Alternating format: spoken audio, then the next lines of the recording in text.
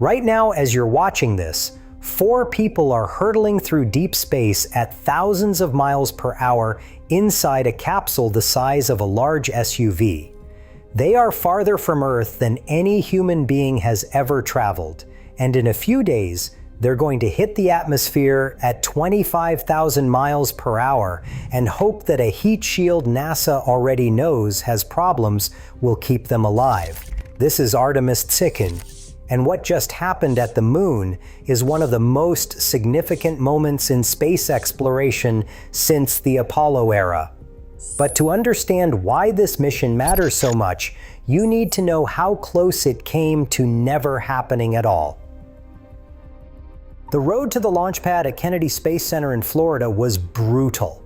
Artemis II was originally supposed to fly somewhere between 2019 and 2021. That didn't happen. It slipped to 2023, then September 2025, then February 2026. The delays piled up for years, driven by a nasty surprise that engineers discovered after Artemis I, the uncrewed test flight, splashed down back in December 2022. When they pulled the Orion capsule out of the Pacific Ocean and inspected the heat shield, they found something alarming. The coat material, the thermal protection system designed to handle temperatures up to 5,000 degrees Fahrenheit during re-entry, had cracked and broken away in chunks. Over 100 locations showed unexpected charring. This was a failure mode that never appeared in any ground test. And this was supposed to be the same shield design that would protect a crew on the next flight. NASA spent nearly 2 years investigating. A liquid hydrogen leak during a rehearsal on February 2nd, 2026 pushed the timeline from February into March.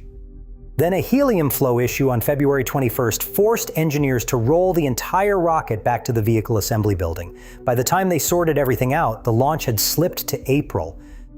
So when April 1 finally arrived, nobody was taking anything for granted. The SLS rocket, standing 322 feet tall at Launch Complex 39B, was generating 8.8 million pounds of thrust from its twin solid rocket boosters and 4 RS-25 engines. That is 15% more power than the Saturn V that took Apollo astronauts to the moon 50 years ago.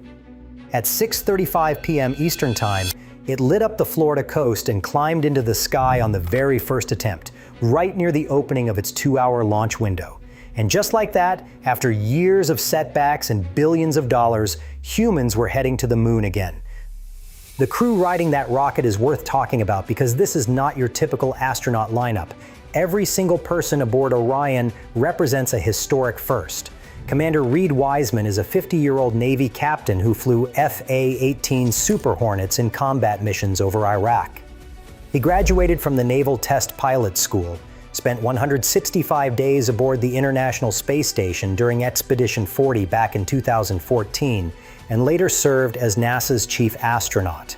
But here's what makes his story different from any other commander in the history of the space program. Wiseman is a widower. His wife, Carol, a neonatal intensive care nurse, passed away from cancer in 2020. He has been raising their 2 daughters as a single father ever since. At 50 years old, he became the oldest person to ever travel beyond low Earth orbit, and he was about to do something at the moon that would make millions of people cry. But we'll get to that. Sitting next to Wiseman in the pilot seat is Victor Glover, a 49-year-old Navy captain and test pilot who flew 24 combat missions during Operation Iraqi Freedom and has logged over 3,000 hours in more than 40 different aircraft. Glover already made history as the pilot on SpaceX Crew 1, where he became the first black astronaut to live long-term on the International Space Station. On Artemis II, he became the first black person and first person of color to travel beyond low Earth orbit. During the flight, Glover manually piloted Orion during proximity operations with the spent upper stage on the first day, a critical test objective for the mission. Behind them sat Christina Koch, 47, who might have the most impressive resume of anyone on the crew. Koch holds 3 degrees from North Carolina State University and spent 3.5 years working research stations in the Antarctic and Arctic before NASA selected her. Her previous ISS mission lasted 328 consecutive days, which set the record for the longest single spaceflight ever completed by a woman. She also conducted the first all-female spacewalk alongside Jessica Meir in October 2019. On this flight, Koch became the first woman to travel beyond low Earth orbit and venture to the vicinity of the Moon. And then there's Jeremy Hansen, a 50-year-old colonel in the Royal Canadian Air Force who flew CF-18 fighters and holds degrees in space science and physics. Hansen is the first Canadian and first non-American to ever fly beyond low Earth orbit. And here's the wildcard detail that makes his story fascinating. Artemis II is his first space flight, period. He had never been to space before this mission, making him the only rookie on a crew heading farther from Earth than anyone in human history. He also brought Canadian maple cream cookies for the crew to eat behind the Moon. And honestly, that might be the most Canadian thing that has ever happened in deep space. The first 2 days of the mission were spent in high Earth orbit, testing life support systems and running proximity operations. On flight day 2, the critical moment arrived. The trans-lunar injection burn fired at 7:49 p.m. Eastern Time on April 2nd, lasting exactly 5 minutes and 55 seconds. That single engine firing committed the crew to the Moon. There was no turning back. Over the next 3 days, Orion coasted outward toward lunar distance. The crew photographed Earth getting smaller through the capsule windows, tested exercise equipment, evaluated survival suits, and dealt with a toilet that decided to malfunction on day 2 and kept giving them problems throughout the mission. Pilot Glover later described the plumbing situation with impressive understatement. The cabin also ran colder than expected, and an unexplained odor started drifting from the hygiene bay. NASA assessed it as non-concerning, but the crew reportedly wished for better sleeping bags. Living in a capsule for 10 days is not exactly glamorous, even when you're making history. But all of that was prelude, because on April 6, flight day 6, everything changed. The lunar flyby was the entire reason this mission existed. Orion was following what engineers call a hybrid free return trajectory, essentially a figure-8 path where the Moon's gravity bends the spacecraft around and sends it back toward Earth without needing an engine burn on the far side. This was a deliberate safety feature. If every engine on Orion failed at the worst possible moment, the laws of physics would still carry the crew home. At 1:56 p.m. Eastern Time, Orion crossed a threshold that had stood for more than 50 years. The crew officially passed Apollo 13's record distance of 248,655 miles from Earth, set back in April 1970 when a catastrophic oxygen tank explosion forced that crew on a longer trajectory around the Moon. Jeremy Hansen, the Canadian rookie who had never been to space before this mission, marked the moment with remarks on behalf of the crew. But Orion kept going. The spacecraft continued outward, passing the 250,000-mile mark, then 251,000, then 252,000. At approximately 7:02 p.m. Eastern Time, Orion reached its maximum distance of 252,756 miles from Earth. That is 406,771 kilometers for everyone outside the United States. The new record beat Apollo 13 by 4,101 miles. And it happened while the spacecraft was behind the Moon, which meant the 4 people who just became the most distant humans in history were also the most isolated humans in history. Because at 6:43 p.m., as Orion dipped behind the far side of the Moon, every radio signal between the crew and Earth went dead. This is the part that gets people. The Moon is not just a big rock floating in space. It is a 2,159-mile-wide wall of basalt and regolith that completely blocks radio waves. When Orion crossed behind it, there was no signal, no telemetry, no voice contact, no way for mission control in Houston to know if the crew was alive or dead. There are no relay satellites parked on the lunar far side, nothing to bounce a signal around the obstruction. The crew was on their own. The blackout lasted approximately 40 minutes. The last voice the crew heard from Earth belonged to Capcom Jenny Gibbons, who closed with a message about the privilege of witnessing the crew carry exploration farther than ever before. Blackout. And then, silence. During those 40 minutes, the crew witnessed things that almost no human eyes have ever seen. They watched Earth sink below the lunar horizon, an event called Earthset. The planet that contains every person, every city, every ocean, every memory any of them had ever known just disappeared behind the gray curve of the Moon. Then Orion emerged on the other side, and they watched Earthrise, the blue marble climbing back into view against the black void of space. They also witnessed a total solar eclipse that lasted roughly an hour, as the moon moved between Orion and the sun. The crew studied the solar corona and detected 4 meteoroid impact flashes on the lunar surface below them. They photographed features of the far side, including the massive Oriental Basin and Hertzsprung crater, becoming the first humans to observe these formations with their own eyes. They passed roughly 4,067 miles above the lunar surface at closest approach.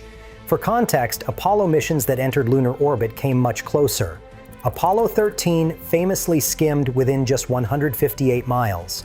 But Artemis II was never designed to orbit. The free return trajectory kept them farther out, trading proximity for safety.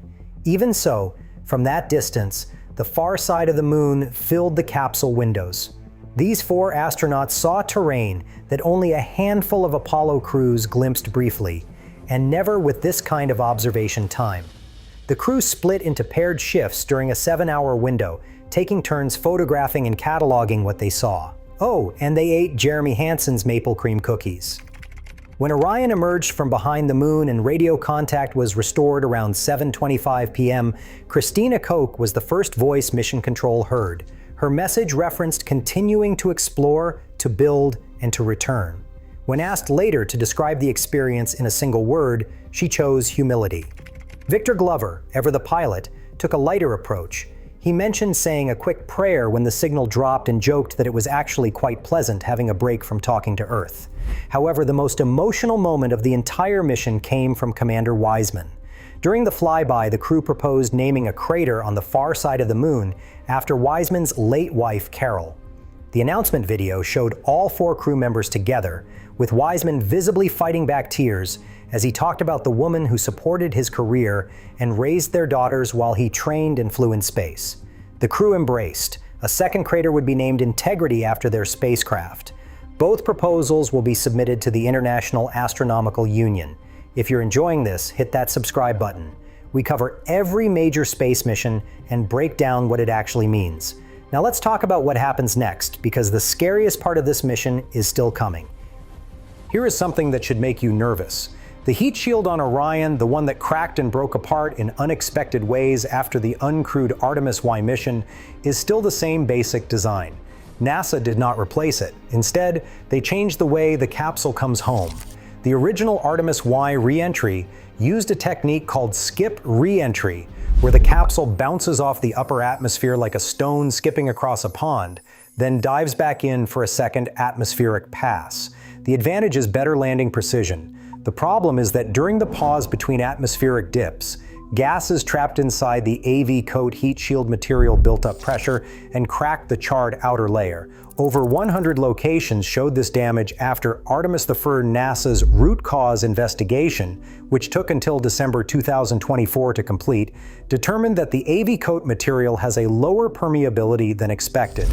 Gases produced during the extreme heat of ablation literally could not vent through the shield fast enough. During the pauses in skip reentry, those trapped gases expanded and blew off chunks of the protective char layer. The fix for Artemis II is a steeper, more direct descent that eliminates those problematic dwell periods between atmospheric passes. NASA ran over 1,000 thermal simulations confirming safe margins with this revised trajectory. Administrator Jared Isaacman endorsed the approach in January 2026, but not everyone agreed.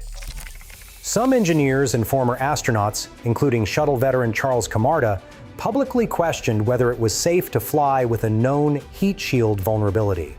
The debate played out in technical papers and space media for months before launch.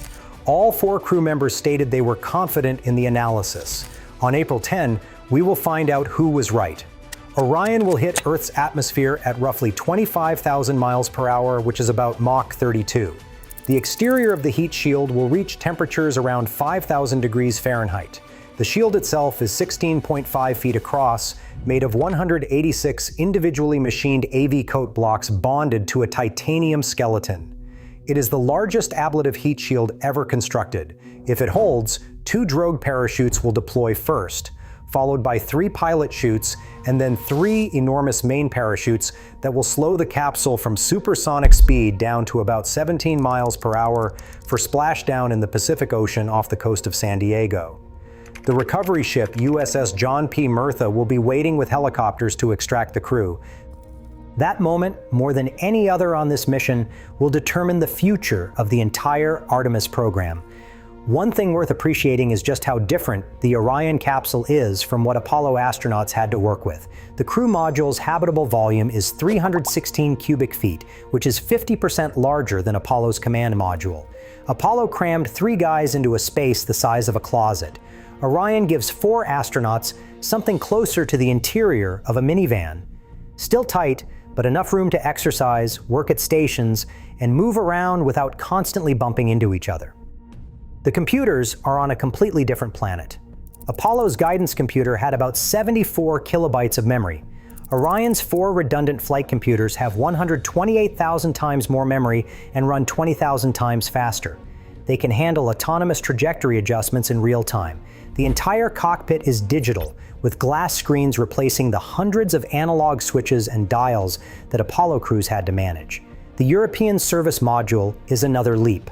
Built by Airbus in Bremen, Germany, it functions as Orion's engine room, power plant, and supply depot all in one. Its 4 solar wings stretch 62 feet across and generate 11.2 kilowatts of power, nearly double what Apollo had. The module carries 33 separate engines, including a main engine that was actually repurposed from the Space Shuttle program and previously flew on 6 shuttle missions. During this flight, an optical communications demonstration called O2O achieved data downlink speeds of 260 megabits per second from lunar distance. That means the crew was streaming high-definition video from 250,000 miles away. Apollo could barely manage scratchy radio transmissions. And speaking of the program's future, it looks very different than it did a year ago. In March 2026, just weeks before Artemis II launched, NASA Administrator Isaac Mann canceled the Gateway Lunar Space Station entirely. Gateway was supposed to be a small outpost orbiting the Moon where crews would transfer to lunar landers. Instead, NASA is redirecting those billions toward a permanent surface base on the Moon itself. The mission sequence got reshuffled too. Artemis III, which was originally supposed to be the first crewed lunar landing, has been reconfigured into a low Earth orbit demonstration mission. Think of it like Apollo 9, a dress rehearsal. Crews will practice rendezvous and docking with SpaceX's Starship human landing system and Blue Origin's Blue Moon lander in Earth orbit before committing to the lunar surface. The first actual crewed moon landing is now planned for Artemis IV, targeting early 2028. Artemis V would follow in late 2028, beginning construction of the lunar base. The timeline is aggressive. China's crewed lunar program is targeting 2030, and the current administration wants American boots on the moon before January 2029. The Orion capsule now heading home is carrying more than 4 astronauts. It is carrying the proof that human-rated deep space systems actually work with humans inside them. The life support, the navigation, the communications, the manual piloting, and most critically, the heat shield. Every single one of those systems had only been tested without a crew until 6 days ago. If the April 10 splashdown goes well, the path to the lunar surface opens up. If something goes wrong with that heat shield, the entire program could face years of additional delays. 4 people are falling toward Earth right now. A Navy combat pilot who named a moon crater after his late wife, a test pilot who became the first black person to see the far side of the moon, a woman who already held the record for longest female spaceflight and just added first woman at the moon to the list, and a Canadian fighter pilot who had never been to space before last week but brought cookies for the trip. They are inside a capsule built by Lockheed Martin, powered by a European service module assembled by Airbus in Germany, launched on a rocket assembled in Louisiana from a pad in Florida. The heat shield beneath them has a known flaw that engineers believe they have solved. The parachute system above them has been tested dozens of times. The ocean below them is being monitored by the United States Navy. Everything about the next 3 days comes down to engineering, physics, and a 16-foot disk of ablative material that has to survive temperatures hotter than the surface of the sun. Artemis II did not just fly around the moon, It proved that the next generation of deep space explorers is real, diverse, and ready. The question now is whether the hardware can keep up with the people inside it. If you want to follow the splashdown on April 10, make sure you're subscribed and turn on notifications so you don't miss the update. Drop a comment telling me what moment from this mission hit you the hardest. For me, it was the crater. That one got me. I'll see you on the next one.